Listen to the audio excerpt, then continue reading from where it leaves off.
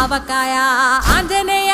కథ మొదలెట్టినాడు చూడారయ్యా శక్తినంతా చూడగట్టి చెట్టు దులిపినాడు అంజయ్య ఎర్ర ఛాయ కోతి అవతార వెంటమాయ కత్తి సేత పట్టకుండా కాయ కోసినాడు కపిలయ్య